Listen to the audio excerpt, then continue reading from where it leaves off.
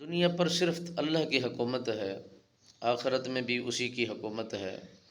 یہ جتنا بھی حکمران آتے ہیں، مملکت کو چلانے والے آتے ہیں، یہ خدا کی امانت کو، جو خدا کے فضل سے انہیں دی گئی ہے۔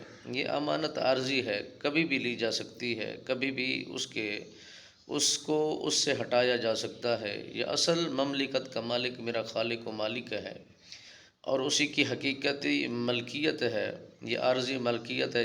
اسی طرح لکھا جاتا ہے کہ جو بندہ مومن دولت اکٹھا کرتا ہے، اس کا مالک حقیقی وہ نہیں کہلوا سکتا، کیونکہ یہ عارضی ہے۔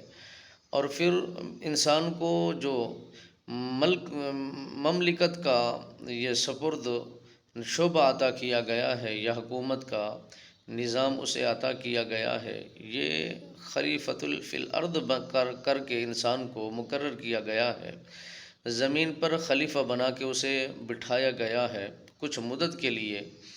اگر وہ اللہ رسول کے احکامات کے مطابق اس کو چلانے کی پوری کوشش کرتا ہے، تو مالک بے نیاز پھر اپنی مدد بھی شامل کر دیتا ہے، اپنی نصرت بھی اسے عطا کر دیتا ہے، اس کے لیے آسانیاں بھی پیدا کر دیتا ہے۔ اگر بندہ روگردانی کرے، رب رسول کی حد بندیوں کو توڑے، اور یہ سمجھے کہ یہ میری حکومت ہے، یہ میری بادشاہی ہے، میری ہی سپہ سالاری ہے، تو یقیناً کسی وقت بھی، کسی گھڑی بھی اس کے ہاتھ سے یہ سب کچھ ملیا میٹو ہو جائے گا، اور پھر ان روڑوں پر وہ رسوا ہوگا اور دنیا کے اندر برباد ہو جائے گا، کیونکہ حکومت تو میرے خالق و مالک کی ہے۔